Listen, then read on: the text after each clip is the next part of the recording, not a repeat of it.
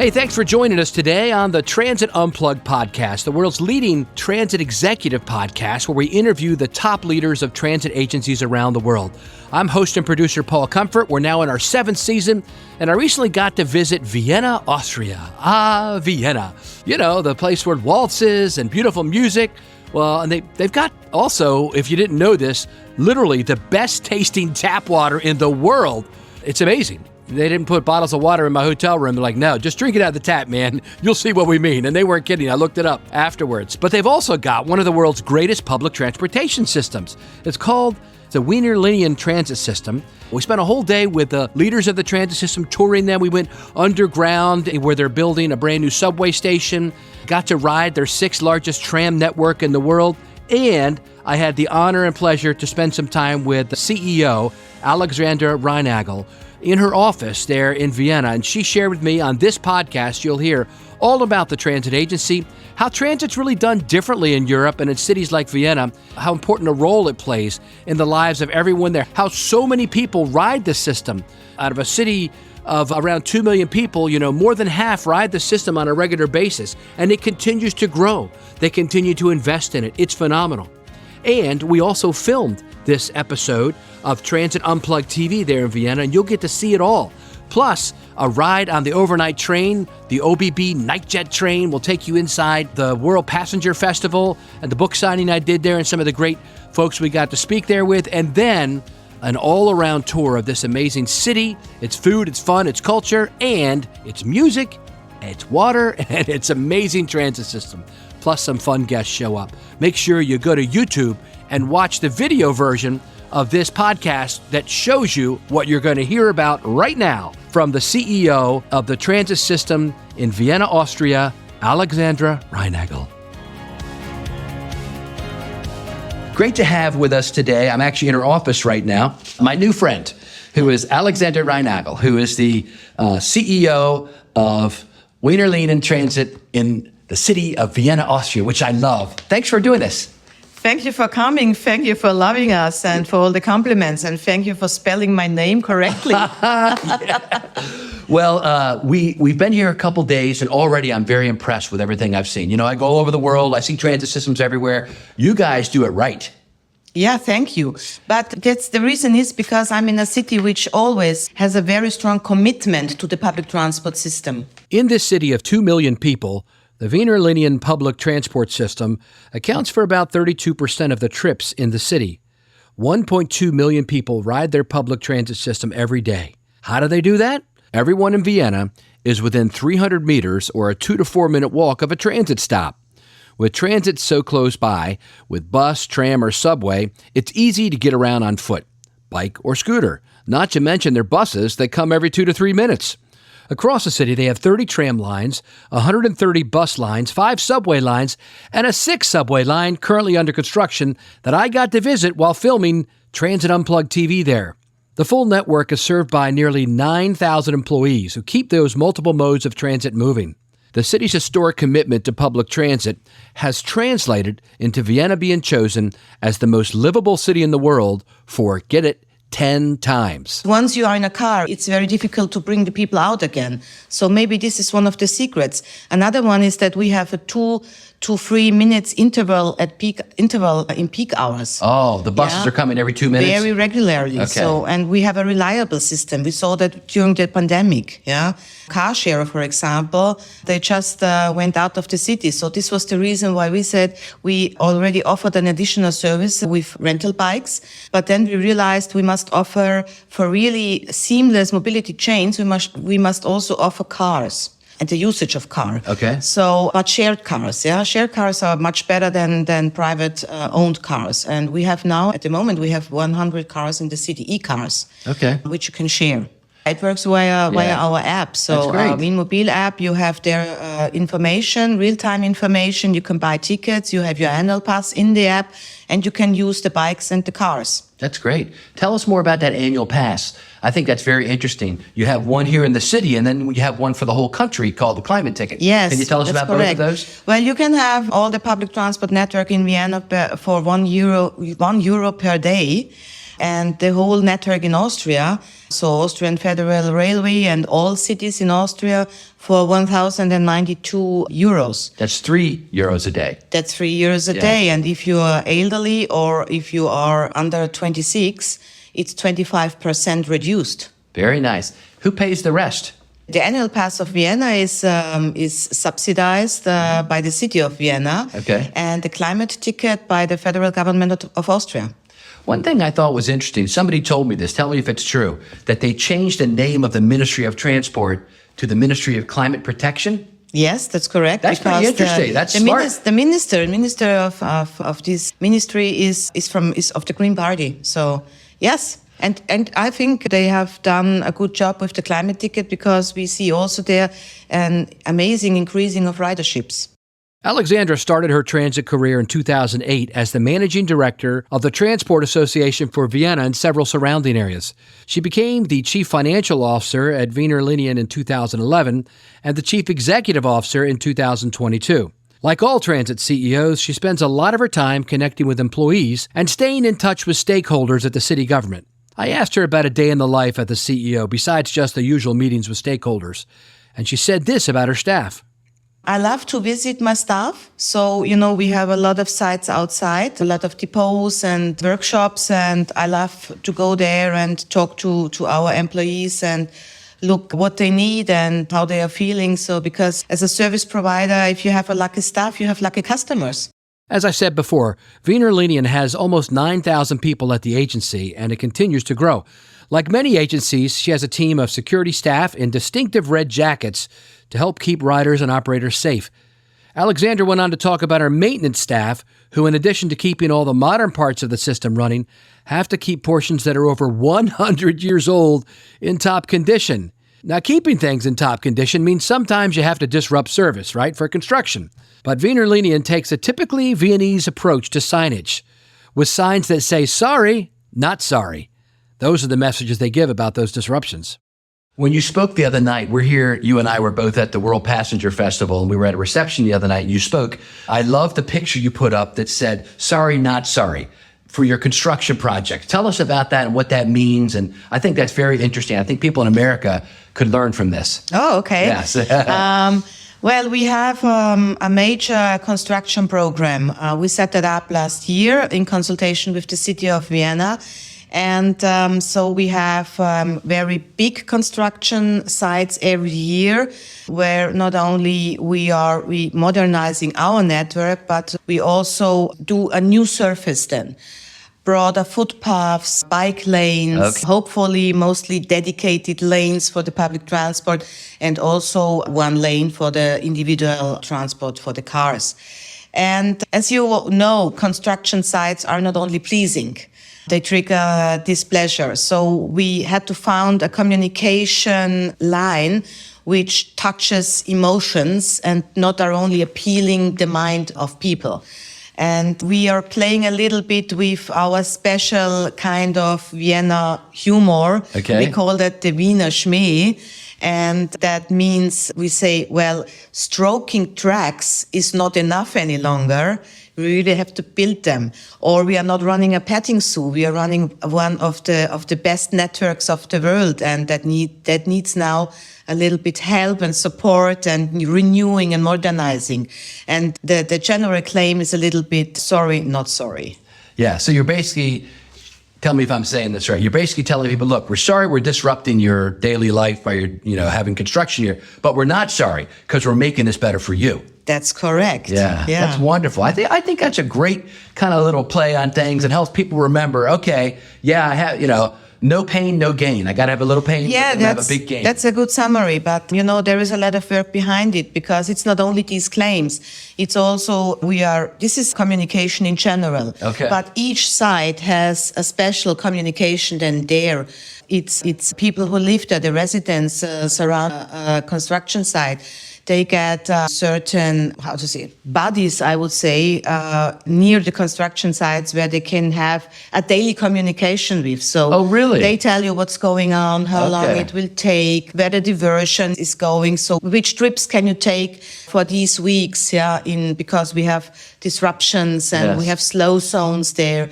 So there is a regularly information face to face. And we have also a stakeholder communication. We are owned by the city of Vienna and politicians, elected persons. So, they want to have the right messages also for their voters. Yes. So this is what we also prepare for them. As Alexandra said, they are owned by the city of Vienna, but there's a lot more to it too. Wiener Linien is part of a larger company owned by the city of Vienna. In some ways, like how contracting companies work in other parts of the world, but with unique Viennese twist. We are part of the Wiener Stadtwerke Group. And the Wiener Stadtwerke Group, so we are a subsidiary of the Wiener Stadtwerke Group, and this is actually a private company, but owned by the city of Vienna. Oh, that's interesting. Yes. Wow. Do you have a board of directors? We are a board of 3 female directors here at Wiener Linien. And then there is a board of directors of the Wiener Stadtwerke Group. These are 2 men and 1 woman. So also the female director is responsible for Wiener Linien. And then we belong, so to say, to the city government. Yeah. Yes. So you're kind of responsive to the voters through that network going on. Not directly, but indirectly. Indirectly, yes. Yeah. Like all agencies, Wiener Linien gets revenue from the fare box. They have about a 55 to 60% fare box recovery, which is very good, with the remainder picked up by the city. Large projects like their subway expansion have significant amounts of funding from their federal government. One of the most interesting things about Vienna is their holistic approach to transport, something they call a modal split, looking at how people break up their trips across all modes, including cars. Well, the model split says, so what is the market share of transport modes in Vienna? And 32% of the daily trips are done in the public transport network. And 32% is walking and 10% is cycling. So there is left 36% of daily 26% of the daily trips are done by car. In car, right, yeah. And so how are you addressing it? You're trying to get more out of the car into your system. Yes, and we do that in offering seamless mobility chains. So we not are only running our core system, trains, so metros, trains and trams, but we're also offering additional mobility services such as rental bikes, e-cars, and on-demand shuttles. I understand, yeah. And I love your idea of going from a mobility provider to a mobility designer. Can you talk more about that a little bit? Yeah, we're talking about the freedom of mobility or the flexibility, mobile flexibility. So, our claim is mobile flexibility. Okay. That means you don't have to own a car in Vienna, because it doesn't matter which mode you prefer today, as long as it is a sustainable mode. So you can take a car, you can take a shared car, you can take a rented bike, you can rent a bike, you can take the public transport system, or if you have a short distance and the weather is nice and you don't have a heavy luggage, you just walk. Yeah. Because what we are doing together with the city government and with the urban planning department is bringing back really good green and cooled areas in the city. I mean, worldwide we face the trend of urbanization and the unstoppable urban heating. So we do a lot to green the city and to cool it down. And sustainable transport modes and a good offer support these efforts. That's great. And a little bit, maybe you could tell us about your baby, which is Multi-modal. Tell me about that. That means that we add mobility services to the classic network of underground lines of trams and of buses. And so we have mobility hubs at the public transport stations and offer there rental bikes, and on 100 mobility hubs also e-cars. You find taxis there and service stations also for bikes.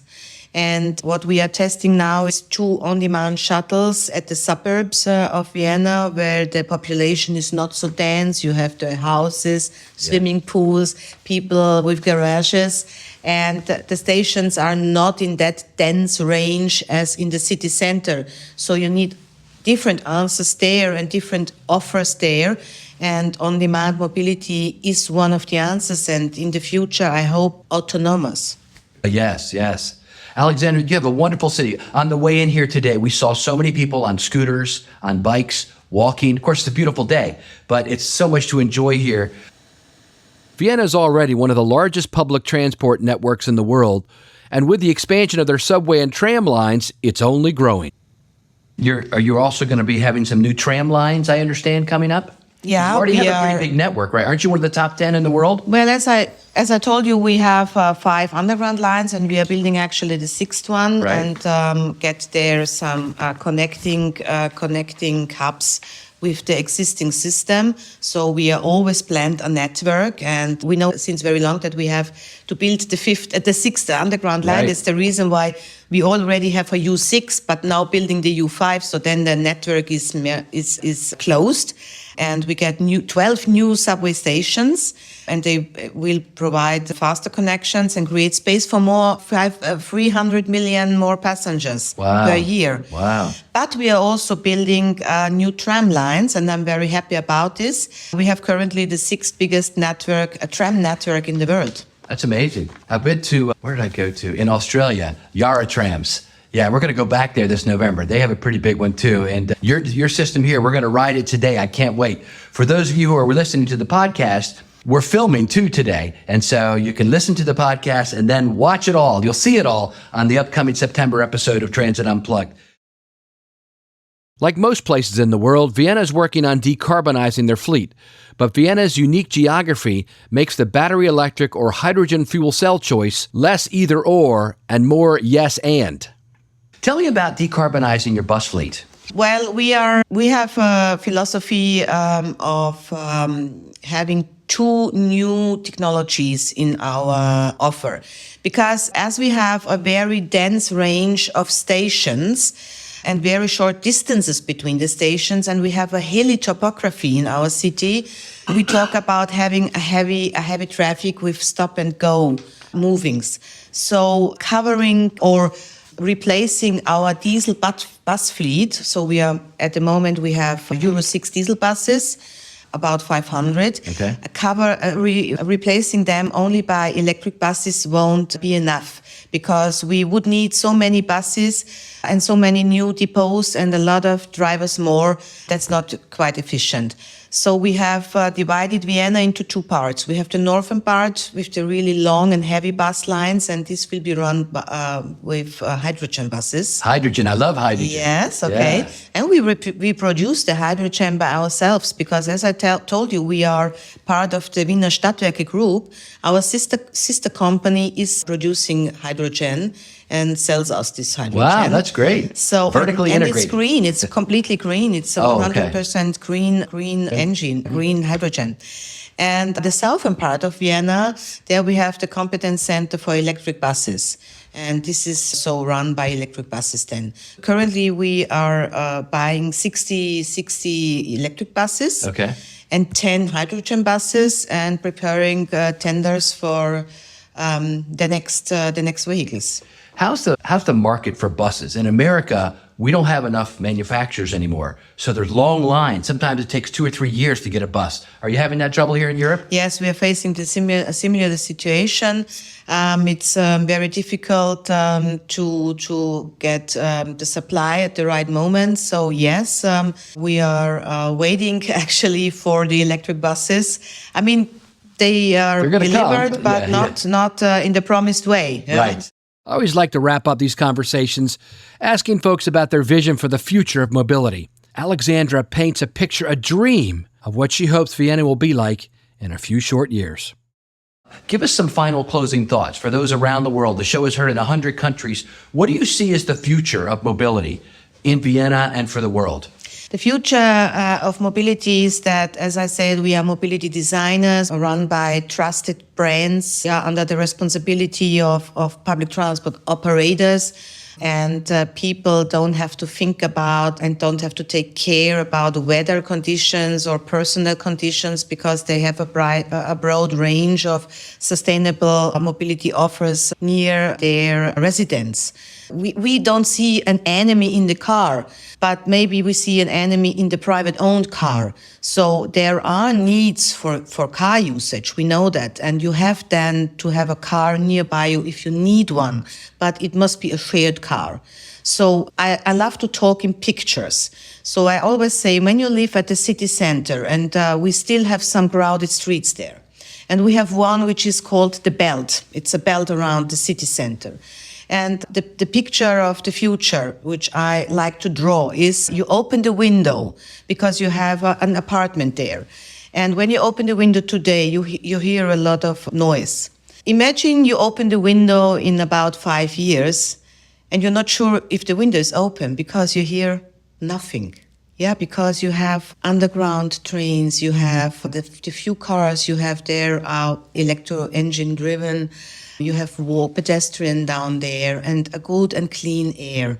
And this is the picture. We also have a real picture and which we always take when we talk about the future. This is our vision. That's wonderful. Well, I hope you can make it happen.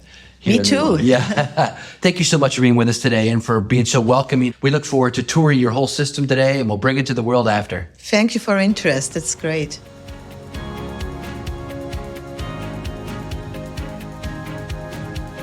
Thank you for listening to this week's episode of Transit Unplugged with our special guest, Alexandra Reinagl. I'm Tris Hussey, editor of the podcast. And coming up next week, we have a fascinating panel discussion about the state of the OEM bus industry in the U.S. We feature Sherry Little from Cardinal Infrastructure and Jennifer McNeil and Stephanie Labenstein of New Flyer. Did you know if you listen to Transit Unplugged on our website, transitunplugged.com, we have quick and easy buttons to share the episode on social media or with a friend. Hey, give it a shot. Transit Unplugged is brought to you by Modaxo. At Modaxo, we're passionate about moving the world's people, and at Transit Unplugged, we're passionate about telling those stories. So until next week, ride safe and ride happy.